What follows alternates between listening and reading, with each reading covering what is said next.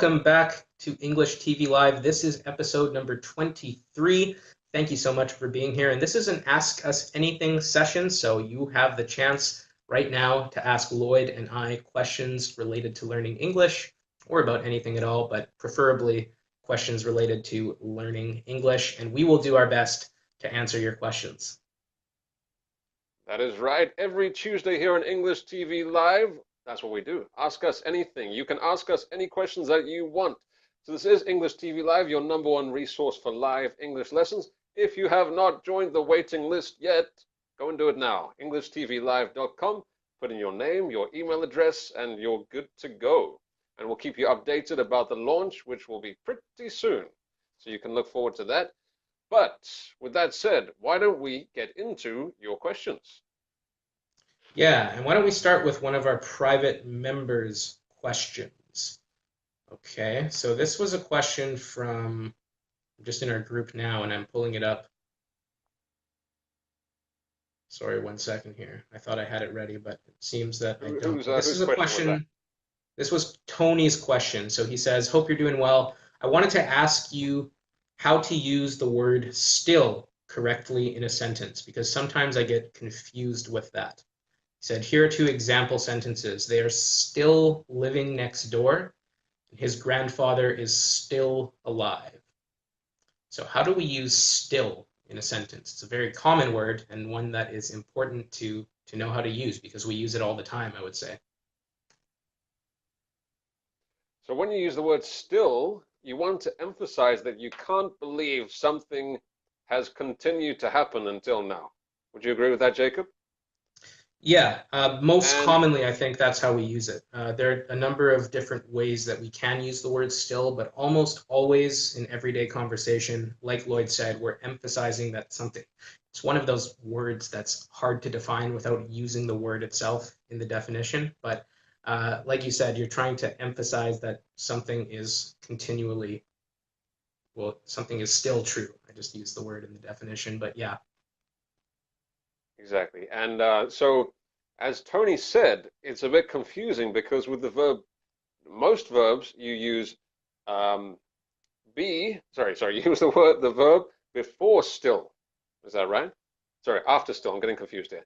I'm still playing. So still plus verb. I'm still talking to you. I'm still trying to study English. I'm still working. I'm still, whatever it is. Still plus the verb is usually the way to do it. But if you have the verb be, you mix it up. So in that case, it would be still after the verb be. So I am listening to Lloyd and Jacob. I am trying hard to improve my English. Now, if you're talking in the present tense, you would use it like that. So be plus the verb. And in the past tense as well, it would be the same thing. I was studying. I was watching TV. That's past continuous, but I was watching TV last night. However, in the future, you switch it over. So I would say, for example, I will be studying tomorrow. I will be working hard this year. So you switch it up. The exception is for the future, but otherwise for the present and the past, you have be plus verb. Okay, that's correct. Nicely said. And hope that helps, Tony, and I hope that helps all of you. It is an important word to get right because we do use it often. Kason wants to know, he says... Sorry, just to emphasize, so with still, as we said, you want to emphasize that you can't, it has that nuance, that meaning of you can't believe that this action or whatever it is continuing. So you're still living with your parents, for example. You're still at the office. Yeah. I'm still working on this project. So still plus verb, and it often, not every time, but it often has that nuance, that meaning that it's kind of unbelievable that this thing is still ongoing. Yeah, exactly. Not always, but like Lloyd said, very often we're emphasizing something and we're surprised about that thing, that it's still happening. Because Kason says, please take some time to explain how to use I forgot locking the door and I forgot to lock the door. How is it different? I would personally say it's you would only use I forgot to lock the door. I forgot locking the door. say I forgot about locking the door, but most often, if you do forget to lock the door, you would phrase it like that. I forgot to lock the door. I forgot to do this thing that I was supposed to do. So I forgot to lock the door is what I would say there. Yeah, I forgot to do that. I forgot to phone my mother. I forgot to buy that present. I forgot to do my homework. If you say my phone is making strange noises here. If you say I'm forgetting it's different. Forgetting, yeah. So forget, I forgot to do something is the most natural way to say that. Yeah, we have some complicated questions here too. But yes, Tiziana says, I am still watching you. Is it right? Yes, you are still watching us. You could use it that way too. You're still watching us. And we hope that you will still watch us next week and the week after that and the week after that too. So, Yes, yes. yes, Hopefully correct. that's a sentence you will use again and again and again. I'm still watching Lloyd and Jacob, Jacob and Lloyd on English TV Live. I'm still a big fan, hopefully. So Swara any other says, questions then? yeah, I want to learn, and Swara, you would say, I'm mispronouncing your name, I know, but you would say, I want to learn academic English. Is it important I take part in a course? So is it important that she takes a course or can she learn by herself to learn academic Well, English? uh, if you want to sound most natural, then academic English is actually probably not the best way to go. Depends on what your goal is. Do you want to be conversational, or do you want to give lectures? Do you want to write theses or theses? See, I'm confused myself. So it depends on what your goal is. What is your outcome? What do you want to achieve with your English? If you want to live in a foreign English-speaking country and do day-to-day things, then probably maybe academic English is not the best idea for you. But if you want to dive deep into the academic world in English, then definitely that will be the way to go. So you have to think from the end is a good expression. Think from the end. What do you want to achieve? And hey, you can combine both of them if you have the opportunity. So study academically, but also don't forget to study conversational English as well, because you don't want to walk around speaking in a very formal, unnatural way. People are going to look at you strangely. So that's what I would say about that. Anything to add, Jacob? Yeah, I think that's a good point. And I'd also, I mean, in my opinion, if you want to study academic English, then you have to be in an academic setting if that is your goal. So I would recommend probably taking a course. Make sure you pick a good course because there's probably a lot of crap out there in terms of what's being offered. But yeah, if you want to study academic English, you have to be around academics in an academic setting. I mean, I also think it's possible to learn a lot of things, especially in today's day and age with all of the resources that we have available for free. That you can learn a lot on your own too. But generally speaking, if you want to study academic English, you're trying to get some kind of um, well, it's for a certain reason that you can't really get anywhere else except for inside of an academic setting. So that's what I would say. Let's I've got a good question here see. from Elena. Sorry, Jacob. We've got a good question here from Okay. Elena. Elena asks, is shall ever used in future simple nowadays? Nowadays means these days, right? Shall. So this is an important one, actually. I made a video about this about a year ago or something, maybe more. So shall. Mhm. I shall do that. I shall go there. The answer is no. If you are talking Yeah. in future simple, you do not use shall these days in 2016. Maybe 100 years ago, 200 years ago, that would have been fine. I shall go there. If you say it like that now, people will look at you pretty strangely. Well, at least I would. Maybe Jacob wouldn't. But Yeah. I shall go to the supermarket. It sounds like you're announcing like you're the king or the queen. I shall go to the ball. It's very old-fashioned. So you would just say, I will, I'm going to, I'm gonna. I shall, I wouldn't say that. But if you're asking a question and it's at the beginning of the sentence, then it's okay.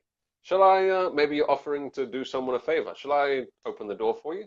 Shall I buy the groceries? Shall I ask for that girl's number for you? Whatever it happens to be. In that case, at the beginning, it's perfectly natural. But if you say in the Yeah. future simple, I shall, dot, dot, dot, it is very, very unnatural. Would you agree with that, Mr. Jacob?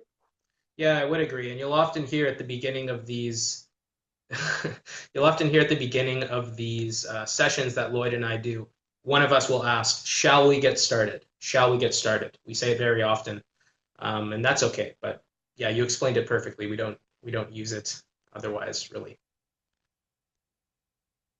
Any other questions you got lined up there? Question to somebody, it's very natural. Right. Hold on a second. Let me. How to? Hold on a second. How to use could and would, Jacob? Yeah, so those are some complicated ones, and we can use them in many different ways. But when you're talking about could, I would say you're talking about possibility, right? I could go to the supermarket, but I think I'll stay home. I could go grocery shopping, but I think I'll stay home.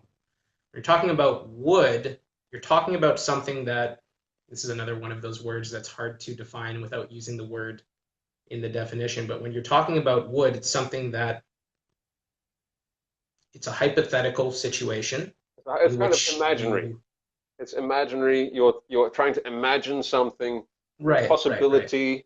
So I would, if this happened, then I would. Or even for giving advice. So like something like, if I were you, we often use that construction. If I were you, which is impossible, but if I were you, I would, dot, dot, dot.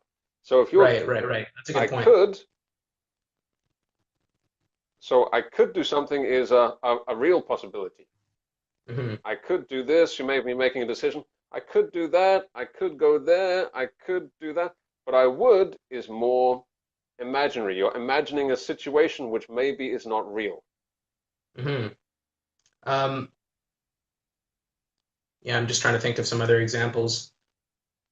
We could think back to the past. Imagine there's a party that you wanted one of your friends to go, and they asked you how the party was afterwards. You could say, I would have enjoyed the party if you were there. So we're thinking back into the past. We're using a hypothetical situation. We're imagining that that person was there and what the result would have been. And the result would have been that you would have enjoyed the party. So hope that makes sense. Modal verbs for me are very complicated, says Monica. Maybe you have something in the past that you would like to change, but obviously you can't change it. So if I could go back in time, I would, dot, dot, dot.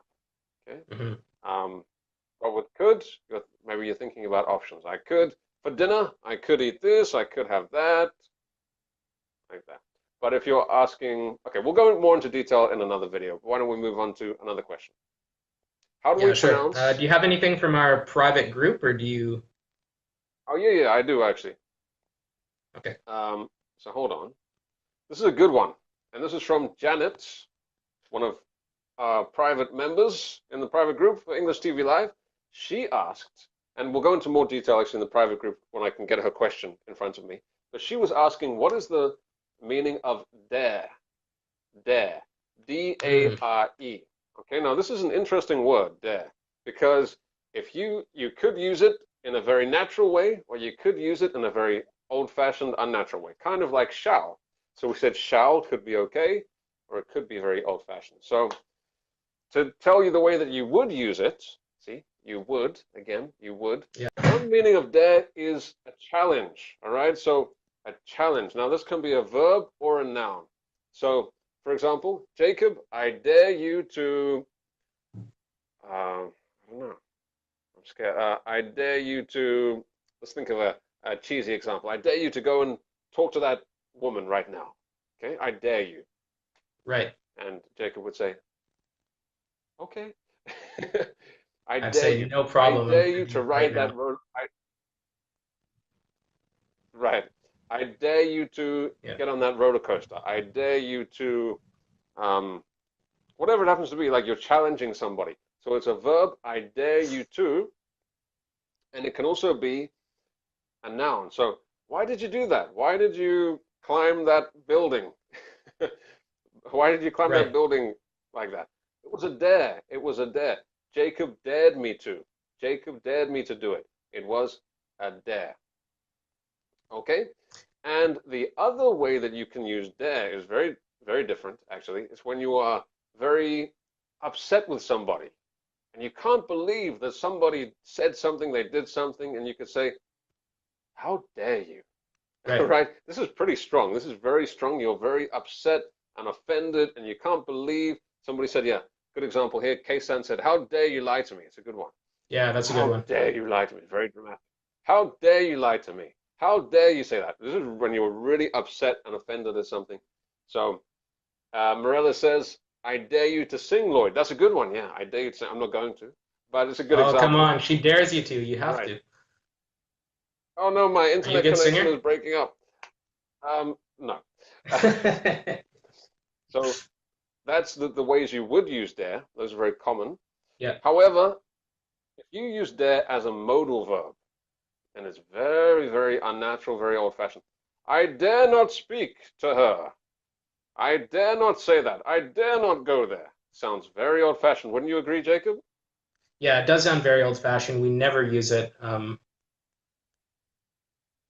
mean, you might use it if you're trying to be funny and basically make fun of the fact that you're speaking in a very old-fashioned way, but it is very old-fashioned. Yeah, kind of like shall, right? I shall go to the supermarket. Anyway, I think we can go into a little bit more detail about that one. Look at Janet's question in the private group and also some other people's questions as well. So thank you to everybody for joining. Any other things which are springing out to you in the comment section, Jacob?